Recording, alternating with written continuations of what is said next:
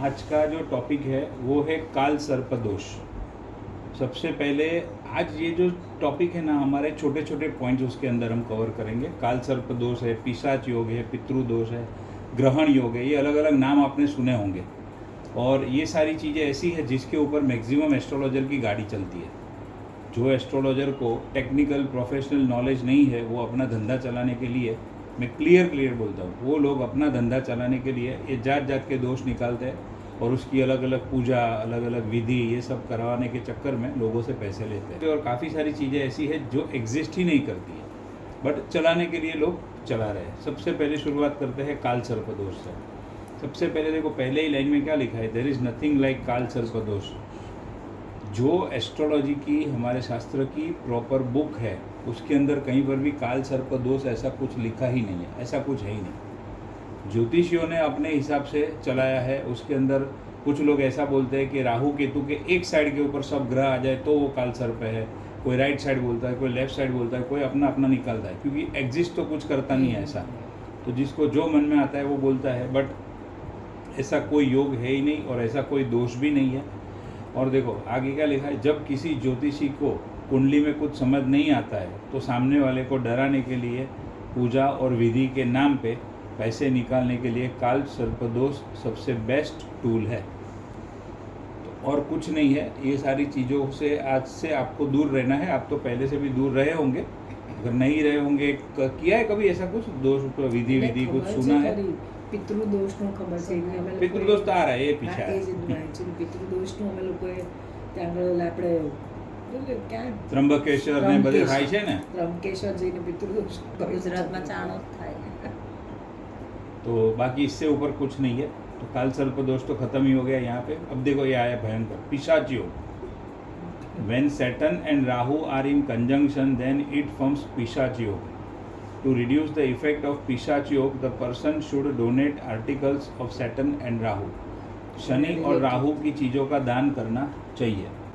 ये मेरे फादर की कुंडली मैंने आपको लास्ट टाइम दिखाई थी। देखो इसमें है सैटर्न और राहु साथ में बैठे।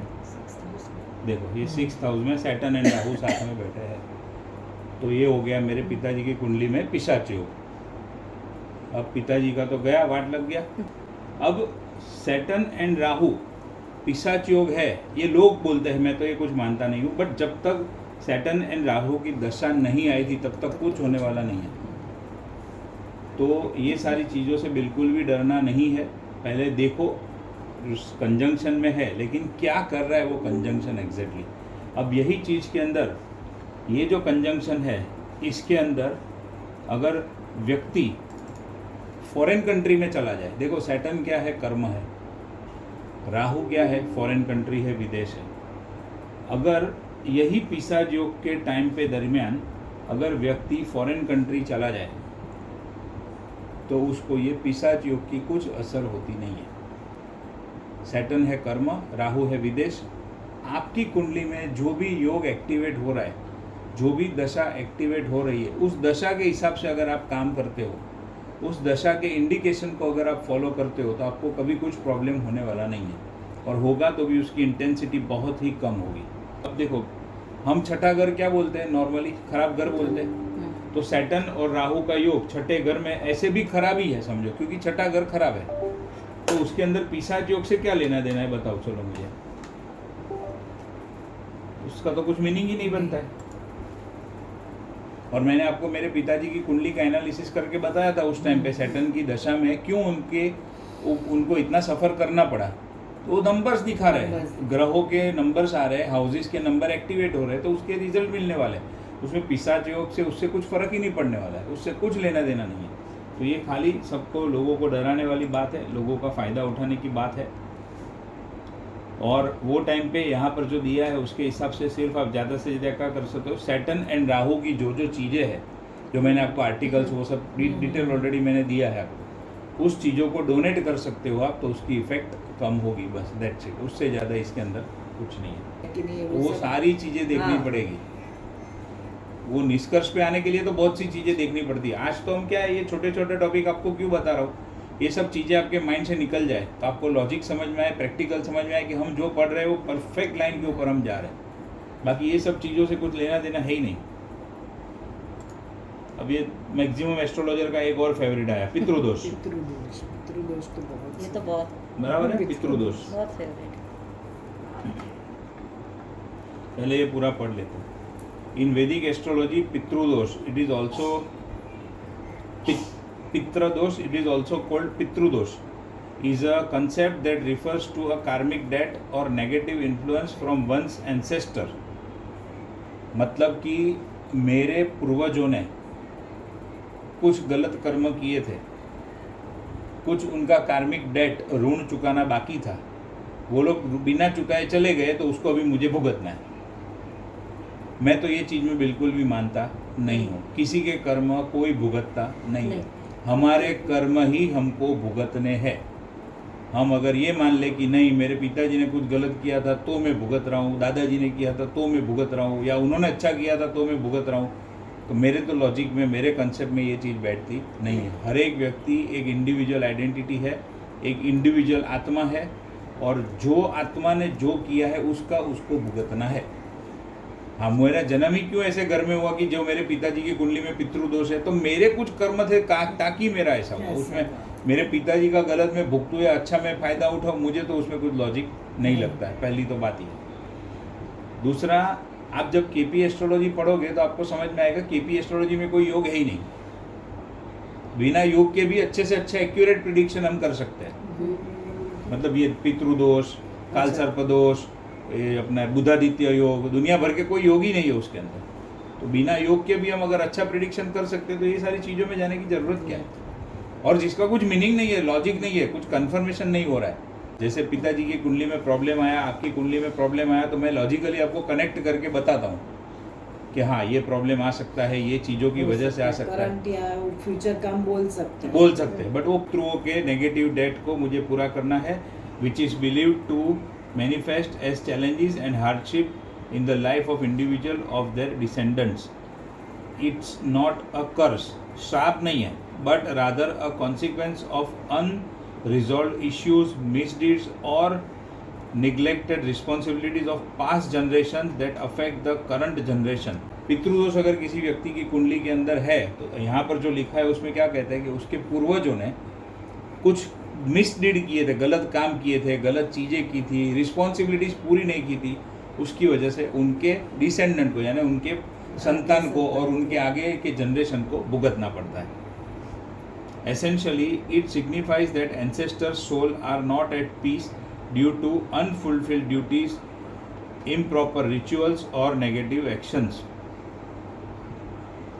पूर्वजों की आत्माओं को शांति नहीं मिली है, इसके लिए आपकी कुंडली में पितृदोष दिख रहा है।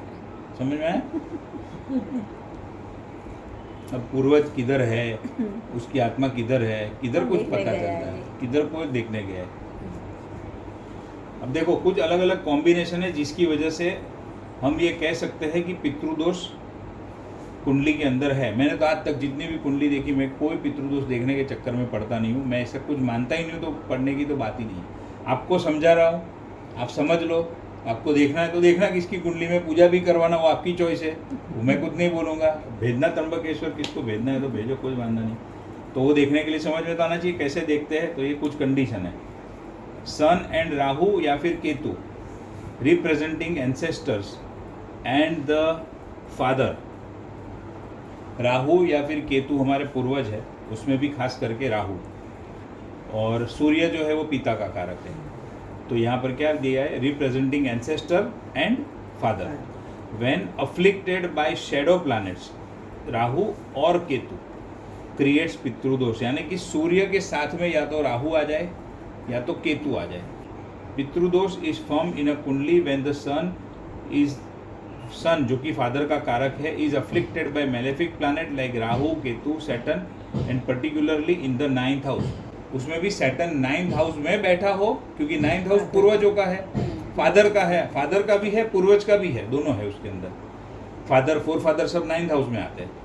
तो उसमें सूर्य बैठा हो और साथ में राहु केतु बैठे हो, सैटर्न की दृष्टि आ रही हो, मंगल की दृष्टि आ रही हो, तो क्या कहते हैं कि भाई ये एक पितृदोष हो चुका है। This is a strong indicator of ancestral imbalance और नेगेटिव कर्म। ये क्या दिखाता है कि हमारे पूर्वजों ने कुछ ना कुछ नेगेटिव काम किया है, कुछ कर्म उनके बाकी है, रिस्पॉन्सिबिलिटीज पूरी नहीं की है, वो सारी चीज़ें। दूसरा एक कंडीशन क्या है, Rahu in 9th house. Placement of Rahu in the 9th house is also consider as Pitra Dosh. यानी कि दुनिया के अंदर जितने लोगों की कुंडली में 9th हाउस में राहु है, सबके पिताजी ने कुछ ना कुछ काम खराब किया है, कुछ ना कुछ कर्म बाकी रखे हैं और वो सबको भुगतने हैं। अब 9th हाउस में राहु है, हमारा राजयोग का फंडामेंटल क्या कहता है, 9th हाउस में राहु बैठा है तो राहु 9th का लॉर्ड हो गया, और राहु के साथ में अगर कोई दूसरा बेनिफिक प्लैनेट बैठा है तो वो तो राहु राजयोग में आ गया। तो क्या प्रॉब्लम है, बेनिफिक मतलब अपना 1 4 7 10 में से कोई बैठा हो, राहु तो खुद 9th का लॉर्ड है, तो योग में आ गया। Placement of Rahu in the 9th house is also consider as Pitra Dosh. The 9th house is consider as the house of father and ancestor. राहु's presence here especially in a debilitated state can indicate Pitra Dosh. यानी राहु यहाँ पर हो और अगर खराब condition में हो, इतना हम बोल सकते हैं ज़्यादा से ज़्यादा कि भाई राहु के ऊपर मंगल की दृष्टि आ जाए या राहु के ऊपर शनि की दृष्टि आ जाए या शनि राहु का कॉम्बिनेशन ही 9th हाउस में बना हो, तो हम कह सकते हैं कि भाई ये एक जात का पितृदोष है, जो दुनिया वाले बोलते हैं। राहु विद असेंडेंट लॉर्ड, यानी कि असेंडेंट मतलब फर्स्ट हाउस, तो फर्स्ट हाउस का लॉर्ड, तो किसी की कुंडली में अगर लग्न लॉर्ड के साथ में राहु आ जाए और उसमें भी ये कॉम्बिनेशन खास करके कहाँ पर बने, 6 8 या 12 में बने, तो एक पितृदोष का निर्माण होता है। कुछ लोगों की कुछ एक्टिविटीज से, कुछ एक्शन से भी हम पता लगा सकते हैं कि इसकी कुंडली में पितृदोष है। वो कैसे पता चलेगा, डिसऑनरिंग एंसेस्टर। कुछ लोग जो अपने पिताजी को, अपने दादाजी को, अपने एंसेस्टर को उनका सम्मान नहीं करते हैं, उनका रिस्पेक्ट नहीं करते हैं, उनकी बात नहीं मानते हैं, तो हमें उसके एक्शन से भी पता चलता है कि हाँ ये व्यक्ति की कुंडली में पितृदोष होगा। Disrespecting family elders after the death of a parent और committing actions that hurt living family members can lead to Pitra Dosh. यानी माँ बाप की बात नहीं मानना, फादर की या फोर फादर की, दादाजी की बात नहीं मानना, उनका डिसरिस्पेक्ट करना, उनको इंसल्ट करना, तो उसके एक्शन से पता चलता है कि ये व्यक्ति की कुंडली में पितृदोष है। Neglecting ancestral duties, not performing proper rituals और duties towards forefathers as also consider as a Pitra Dosh. श्राद्ध नहीं करते हैं तो पितृदोष है, मतलब समझे, यही हो गया। नॉट परफॉर्मिंग प्रॉपर रिचुअल्स और ड्यूटीज टुवर्ड्स फोरफादर। श्राद्ध किस लिए करते हैं, पूर्वजों के लिए करते हैं, तो जितने लोग श्राद्ध नहीं करते सबकी कुंडली में पितृदोष है। Negative ancestral karma, the core concept is that a family that does not worship और properly care for their ancestral accrues Pitra Dosh due to ancestral sins. पूर्वजों ने कुछ पाप किए हैं, उनके कुछ कर्म बाकी है, उसकी वजह से पितृदोष आता है।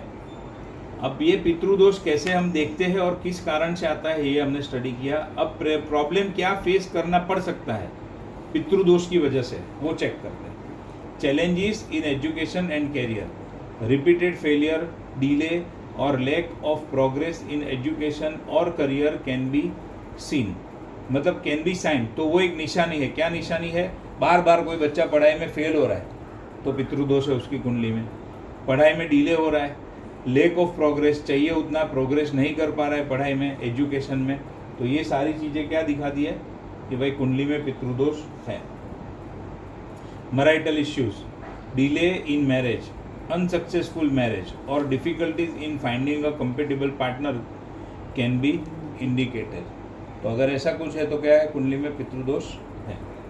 Financial instability, recurring financial problem despite efforts can be a symptom. बार बार फाइनेंशियल प्रॉब्लम आ रहा है, फाइनेंशियल स्टेबिलिटी नहीं है तो पितृदोष है। हेल्थ प्रॉब्लम है तो पितृदोष है। फैमिली में डिस्प्यूट है तो पितृदोष है। तो अब बचा क्या, जेनी प्रॉब्लम है family dispute, frequent and inexplicable family conflict can also be a sign. Health problem, unexplained और recurring health issues both physical or mental might be linked to Pitra Dosh. obstacle and delay, recurring obstacles and delays in achieving personal goals or experiencing misfortune can be indicative। तो ये सारी चीजें मतलब आपके जितने भी problem है, लाख दुखों की एक दवा, जितने भी प्रॉब्लम है सब किसकी वजह से है? पितृदोष की वजह से है। तो सबको क्या करना चाहिए? नहीं करो, त्र्यंबकेश्वर जाना चाहिए। तो पितृदोष है इसलिए पढ़ाई नहीं करो। આપણે વેદ ખાસ જવું પડશે છોકરીને લગ્ન નથી થતા ને। त्र्यंबकेश्वर चलो, ચલો તમારે આવવું પડશે ને પૂજા કરવા। आप मुझे स्पॉन्सर करोगे तो भी मैं नहीं आऊंगा। Remedies and solution. अब इसकी रेमेडीज क्या? मान लो कोई बिलीव करता है, किसके मन में है, तो क्या रेमेडीज? पहला तो रिस्पेक्टिंग एल्डर्स, जो अपने से बड़े हैं, जो बुजुर्ग हैं, उनको रिस्पेक्ट देना शुरू करो। वो तो ऐसे भी शुरू करना चाहिए, उसमें क्या प्रॉब्लम है? Showing respect and care for parents and elders is consider as primary remedy. सबसे पहले तो ये शुरुआत करो, अपने एल्डर्स को रिस्पेक्ट करो, उनका ख्याल रखो। परफॉर्मिंग श्राद्ध रिचुअल्स, श्राद्ध करना शुरू करो। Performing shraddh rituals and offering prayers to ancestors are important. Conducting the Shraddh ceremony with respect and offering food, water and donations to ancestral during the Shraddh period is crucial। यानी जिनकी भी कुंडली में पितृदोष है उनको खास श्राद्ध करना चाहिए, श्राद्ध के रिचुअल्स को फॉलो करना चाहिए। Visiting holy place, visiting sacred place associated with ancestor like गया कैन बी बेनिफिशियल। अगर कुंडली में पितृदोष है तो उनको क्या बोलो? हर साल में एक बार गया जाओ, वहाँ पर जाके पूजा करो। Charity and donation, giving charity and donation to worthy causes can appease ancestor soul. Acts of charity and service such as donating clothes और food to needy people can also help in reduce the effect of Pitra Dosh. Specific remedies normally આપણે સારા માટે કરતા જ કરવાના। आप ये देखो, ये जितने भी प्रॉब्लम फेस करने पड़ते हैं, ये सारी चीज़ें यहाँ पर लिखी है। हमारा लॉजिक क्या बोलता है? ये सारी प्रॉब्लम किस लिए आती है? कुंडली में दशा दशाओं की वजह से आती है। 6, 8, 12 अगर मैरिज की कुंडली में एक्टिवेट हुआ तो पितृदोष है नहीं है, उससे कुछ लेना देना नहीं है। 6, 8, 12 मैरिड लाइफ में यानी D9 में एक्टिवेट हुआ तो उसको मैरिज में प्रॉब्लम आने हैं। वो सिंपल है, उससे क्या फर्क पड़ता है पितृदोष है कि नहीं है? कुछ मतलब ही नहीं है उस चीज़ का। अगर 5, 8, 12 एक्टिव है तो फाइनेंशियल स्टेबिलिटी नहीं मिलेगी, नुकसान होगा, प्रॉब्लम होगा। D10 के अंदर ये कॉम्बिनेशन एक्टिव है तो चाहे आपके 9th हाउस में सूर्य बैठा है, नहीं बैठा है, राहु बैठा है, नहीं बैठा है, मेलेफिक है, अफ्लिक्ट है, कुछ भी है, आपके D10 में अगर 5, 8, 12 एक्टिव हुआ है तो आपको उस समय पे फाइनेंशियल लॉस होगा, वो निश्चित है। तो पितृदोष का कुछ उससे लेना देना नहीं है। मुझे तो ऐसे भी ये शास्त्र पढ़ाने में बहुत मज़ा आता है, लेकिन मैं जो लॉजिक वाली बातें हैं ना, वही मुझे समझ में आती है। Specific remedies, depending on the specific planetary combination and the nature of the dosh, specific remedies like chanting mantra, performing puja, offering specific item to ancestor may be recommended. किसको मंत्र, किसको पूजा, वो सब आप रेकमेंड कर सकते हो डिपेंडिंग ऑन कॉम्बिनेशन। पितृदोष निवारण पूजा, ये भी एक पूजा है, बहुत हॉट फेवरेट पूजा है। This is a specific puja perform to appease the ancestral spirits and remove the dosha. It's recommended to have it conducted by experience priest. एक अच्छे खासे अनुभवी ब्राह्मण को घर पे बुला के या जिधर भी वो बोले पितृदोष निवारण पूजा करवा लो।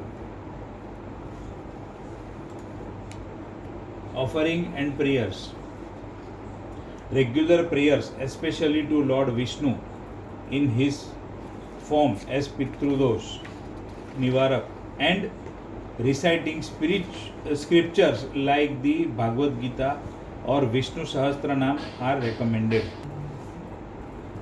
ग्रहण कब लगता है? सूर्य प्लस राहु, चंद्र प्लस केतु। अगर सूर्य राहु के साथ में है या राहु सूर्य के साथ में है तो सूर्य ग्रहण कहेंगे। अगर केतु चंद्र के साथ में है या चंद्र केतु के साथ में है तो उसको चंद्र ग्रहण कहेंगे। ग्रहण की शुभ या अशुभ असर हमारे ऊपर तभी होती है जब हमारी कुंडली में ग्रहण योग प्रेजेंट हो। आया समझ में? बहुत लोग बोलते हैं ना ग्रहण के दिन पे घर से बाहर मत निकलो, ये करो वो करो, तो वो सब चीज़ों की हमारे ऊपर असर इफेक्ट कब होती है? अगर हमारी कुंडली में भी सूर्य राहु हो या केतु चंद्र हो तो हमारे ऊपर उसकी इफेक्ट होती है। जब ये देखो होगा- चंद्र ग्रहण के टाइम पे बहुत लोग बोलते हैं कि अगर चंद्र ग्रहण के टाइम पे ध्यान नहीं रखा तो मेंटल प्रॉब्लम हो सकता है, मेंटल इश्यूज हो सकते हैं, वो सारी चीज़ें। तो अभी चंद्र मन का कारक है, ग्रहण है, तो यूनिवर्स में चंद्र प्रॉब्लम में आ गया, तो उस वजह से चंद्र ग्रहण की नेगेटिव इफेक्ट लोगों के ऊपर होगी। बट किसको इफेक्ट करेगा? जिसकी कुंडली में चंद्र और केतु का कॉम्बिनेशन बना होगा उसी को वो इफेक्ट करेगा, सबको नहीं करेगा पूरी दुनिया में।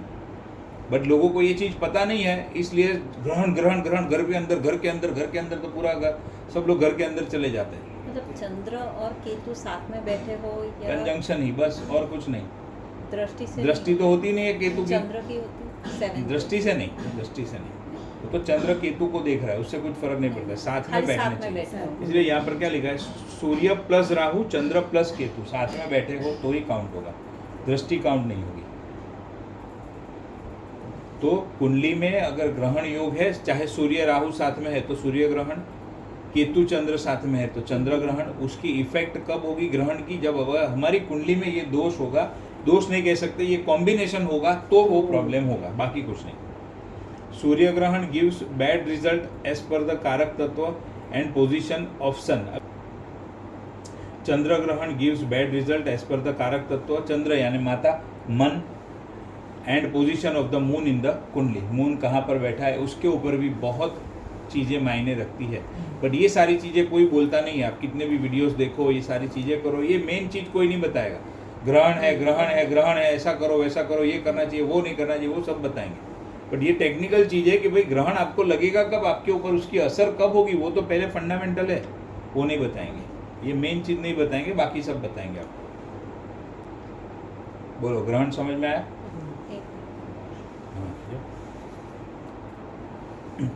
देखो अभी एक बहुत बढ़िया टॉपिक, शनि की साढ़े साती। साढ़े साती पहले तो कहते किसको है? ये जो मेरी कुंडी है उसके अंदर मेरा लगन कौन सा है? धनु लगन है। साढ़े साती देखने का रूल क्या है? चंद्र जिस राशि में होगा उस राशि को पहले आप लगन करके बना लो। तो इसमें ना आपके सॉफ्टवेयर में ये ऑप्शन है, इसमें राइट क्लिक करके करोगे तो सबसे पहला ही आएगा रोटेट। तो ये रोटेट हो गया। अब ये रोटेट हो गया तो ये क्या बन गई? मेरी चंद्र कुंडली बन गई, क्योंकि चंद्र लगन में आ गया। तो उसको क्या बोलते हैं? चंद्र कुंडली। वो जो इसके पहले वाली कुंडली थी वो क्या था? वो मेरी मेन ओरिजिनल कुंडली है, धनु लगन वाली कुंडली। तो वो लगन कुंडली है, ये चंद्र कुंडली है। शनि की साढ़े साती देखने का जो तरीका है वो क्या है? पहले तो उसको चंद्र कुंडली से आप देखते हो, लगन कुंडली से शनि की साढ़े साती नहीं देखी जाती है, चंद्र कुंडली से देखी जाती है। और शनि गोचर में, गोचर मतलब आपको डिटेल में थोड़ा आगे टॉपिक आएगा, बट अभी इतना समझ लो ये सारे प्लैनेट एक स्टैटिक कंडीशन में नहीं है, ये सारे प्लैनेट गोल गोल गोल गोल घूमते रहते हैं, बराबर है। तो शनि ये अलग अलग राशियों में घूमते घूमते घूमते घूमते, जब ये मैं मेरी कुंडली के एग्जाम्पल से बता रहा हूँ, चंद्र कुंडली मैंने बना दी, शनि गोचर में घूमते घूमते जिस घर में चंद्रमा है उस घर से एक घर पीछे, उस घर में और एक घर आगे, ये तीन पोजीशन में जब सैटर्न होगा तो हम ये कहेंगे कि ये व्यक्ति की साढ़े साती चल रही है, यानी कि ये राशि वालों की साढ़े साती चल रही है। तो आप देखोगे कभी भी साढ़े साती के प्रेडिक्शन जो होंगे, साढ़े साती का ये जो सब बोलते हैं वो राशि के हिसाब से बोलेंगे। मेष राशि की साढ़े साती चल रही है, कुंभ राशि की चल रही है, धनु लगन की खत्म हुई, सॉरी धनु राशि की खत्म हुई, ये प्रेडिक्शन हमेशा ये लोग जो बोलेंगे वो राशि के ऊपर से बोलेंगे। अभी फिलहाल शनि में शनि की साढ़े साती कौन से लोगों की चल रही है? मीन की शायद खत्म हुई ना। मीन राशि की मीन राशि की शनि की साढ़े साती का सेकंड चरण चल रहा है, मेष राशि का पहला चरण चल रहा है, और मेरा कुंभ राशि का अंतिम चरण चल रहा है। अब कैसे देखो, अभी गोचर में शनि फिलहाल कहाँ पर है? मीन राशि के अंदर है। ये मैंने क्या बनाया? टुडे, आज के तारीख में शनि की पोजीशन क्या है? तो आज के तारीख में देखो शनि कहाँ पर है? मीन राशि के अंदर दिख रहा है आपको, मीन राशि के अंदर शनि बैठा है, ठीक है। अब उसको आप ये कुंडली के हिसाब से चेक करो, तो कुंडली कौन सी हो गई? ये मेरी कुंडली है चंद्र कुंडली, चंद्र मैंने लगन में रखा है तो चंद्र कुंडली हो गई। कुंभ राशि की कुंडली है क्योंकि चंद्र कौन सी राशि में है? कुंभ राशि में। तो ये कौन सी राशि की कुंडली हुई? कुंभ राशि की कुंडली हो गई। अब कुंभ राशि के हिसाब से अगर आप चेक करो तो ये 12 नंबर की राशि कहाँ पर आती है? यहाँ पर आती है। जो शनि है ना गोचर में अभी मीन राशि में है, तो मीन राशि कहाँ पर आई? यहाँ पर सेकेंड हाउस में आ गई। तो इसका मतलब क्या, मैंने आपको क्या बताया, 7.5 का रूल क्या है? जो राशि के अंदर चंद्रमा है उससे एक घर पीछे वही सेम घर में और एक घर आगे, जब ये 3 स्टेज काउंट होंगे तो शनि की 7.5 कहा जाता है। अब 7.5 वर्ड कैसे आया? शनि एक राशि में 2.5 साल तक रहता है, तो इधर 2.5 साल, इधर 2.5 साल, इधर 2.5 साल, टोटल हो गया 7.5। इसके लिए उसको 7.5 बोलते हैं। अभी ये मीन राशि के हिसाब से आप चेक करोगे, शनि मीन राशि में है और किसी का चंद्रमा यहाँ पर मीन राशि में ही हो, तो इसका मतलब क्या हुआ? शनि की 7.5 का, पहले ये समझ लो, अब जब शनि यहाँ पर आएगा मकर राशि में, तो कुंभ राशि वालों के लिए शनि की 7.5 का पहला चरण चालू होगा। उसको चरण बोलते हैं, चरण या फेज बोलते हैं। तो शनि जब चंद्र से एक घर पीछे होगा तो क्या होगा? तभी चालू होगा, शुरू होगा, पहला चरण चालू होगा। फिर जब शनि राशि परिवर्तन करके कुंभ राशि में आए तो दूसरा चरण चालू होगा, और यहाँ पर एक घर आगे निकलेगा चंद्रमा से आगे, तो शनि की 7.5 का तीसरा चरण। तो अभी मेरी कुंभ राशि है तो मेरे लिए अभी शनि की 7.5 का तीसरा चरण चालू है। अब मेरा तीसरा है तो किसी ना किसी का तो दूसरा होगा, किसी ना किसी का तो फर्स्ट भी होगा। तो दुनिया के अंदर 3 राशि वाले तो हमेशा शनि की चपेट में रहते हैं। एट एनी गिवन टाइम 3 राशि वालों के ऊपर तो शनि की 7.5 चलती ही चलती है। सोचो, इसीलिए दुख इतना है संसार में, इसीलिए लोग परेशान हैं। लाख दुखों की एक दवा क्या है? 1 लाख दुखों का एक प्रॉब्लम है 7.5। ये आपकी कुंडली है। आपकी कुंडली में मून कहाँ पर है? मीन राशि में है। मैंने इसको चेंज कर दिया तो अब ये चंद्र कुंडली बन गई। कुंडली आप ही की है, लेकिन चंद्र को मैंने लग्न में प्लेस कर दिया, तो ये क्या बन गया? चंद्र कुंडली बन गया।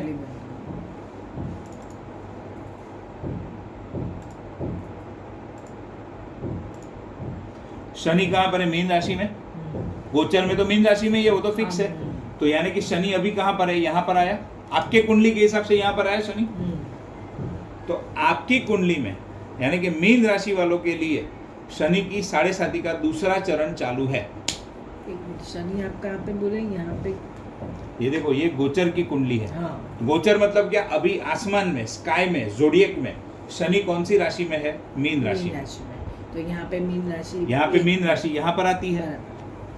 तो शनि चंद्र के साथ में अभी है, एक घर पीछे एक घर आगे, तो अभी साथ में है। तो आपके लिए यानी कि जितने भी मीन राशि वाले हैं उनके लिए शनि की 7.5 का दूसरा चरण चालू है।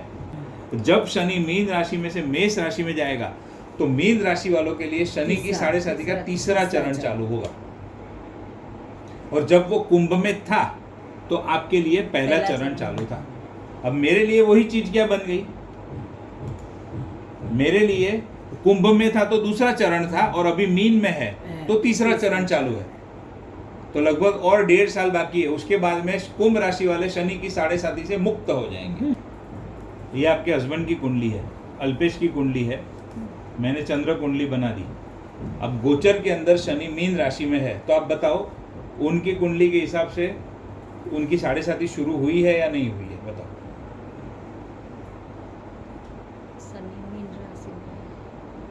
मीन राशि 12th हाउस में, मतलब वहाँ पर है, तो हाँ फर्स्ट चरण चालू हो गया। परफेक्ट, यानी आप समझ गए, इसीलिए आपको सवाल पूछा। गोचर का शनि अभी मीन राशि में है, आपके हस्बैंड की कुंडली है। उनका लगन कौन सा है? उनका लगन है ये अपना वृषभ लगन, लेकिन उनकी मेष राशि है। अल्पेश नाम है तो मेष राशि।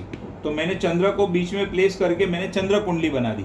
गोचर का शनि अभी फिलहाल है मीन राशि में, तो उनके लिए शनि की 7.5 का पहला चरण चालू हुआ। यानी मीन राशि वालों के लिए पहला, मेष राशि वालों के लिए पहला, मीन राशि वालों के लिए दूसरा, और कुंभ राशि वालों के लिए तीसरा चरण चालू है शनि की 7.5 का। फिर 2.5 साल के बाद जैसे ही शनि राशि परिवर्तन करेगा तो हर एक के लिए चरण चेंज हो जाएंगे।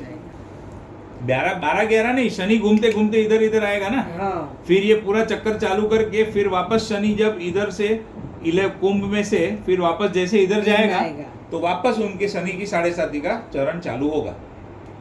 अभी मीन में है तो वापस वो मेष में जाएगा। हाँ, मीन में है तो मेष में जाएगा। ऐसे ही घूमते हैं ना, एंटी क्लॉकवाइज घूमते हैं। मून जिस राशि में बैठा है उसके आगे की एक राशि में, सेम राशि में और पीछे की एक राशि में जब गोचर का सैटर्न ट्रैवल करता है तब उसे शनि की 7.5 कहते हैं। ये तो समझ में आ गया पॉइंट अच्छे से। अभी normally 7.5 is harmful, in some cases it is very harmful, it spoils your health to a great extent, it specially affects the mind of the person. अब ये माइंड ऑफ द पर्सन क्यों आया main? मन, चंद्र किस चीज का कारक है? मन का कारक है। अब सैटर्न जैसा इतना हैवी, इतना बड़ा प्लैनेट जब उसके आजू बाजू से गोचर करेगा और एग्जैक्टली चंद्र के ऊपर से गोचर करेगा तो मेंटल टेंशन होना स्वाभाविक है, क्योंकि सैटर्न एक मेलेफिक प्लैनेट है। इतनी सी चीज समझनी है हमें।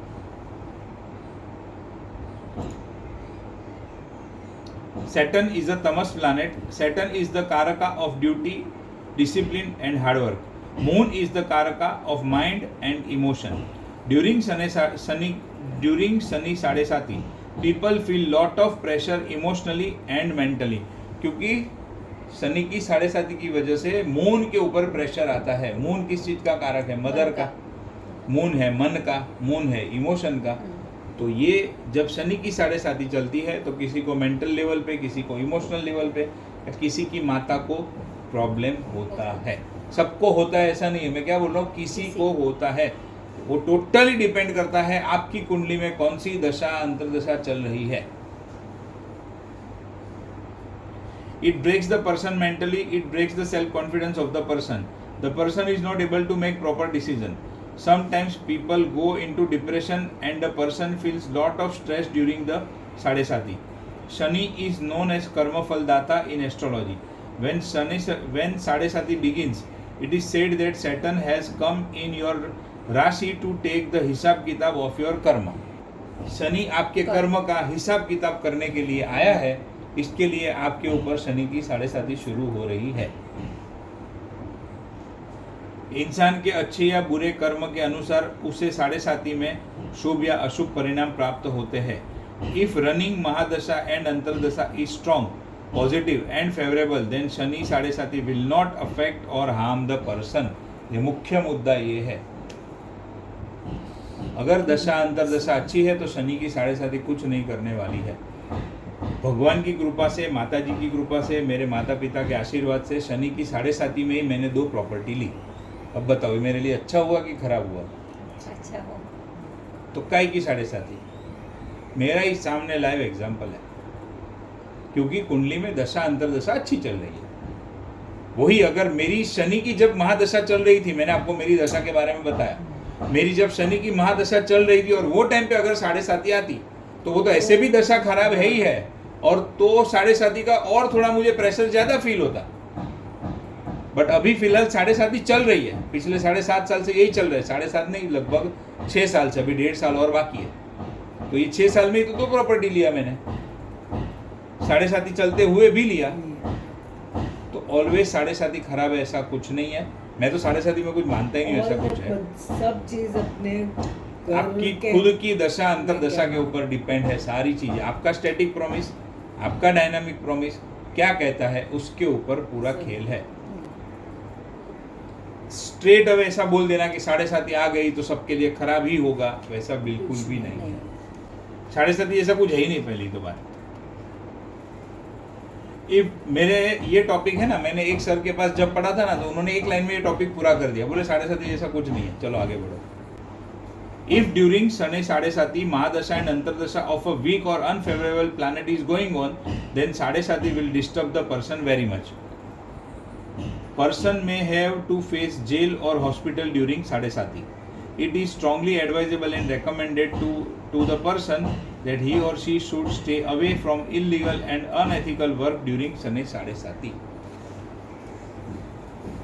फिर शनि की 7.5 का अलग अलग पाया होता है, सोने का पाया, तांबे का पाया, हाँ। चांदी का पाया, वो बहुत सारे बोलते हैं उसमें कुछ वो समझ सब नहीं अलग आता। अलग पाए होते हैं, लोखंड के कुछ पाए। उसके मतलब नहीं है। आप ये 3 चीज़ समझ लो, 7.5 गिनते कैसे और कब वो इफेक्ट करेगा, दशा अंतरदशा के ऊपर डिपेंड है। दशा अंतरदशा अच्छी है, 7.5 यूँ निकल जाएगी, कुछ मतलब नहीं।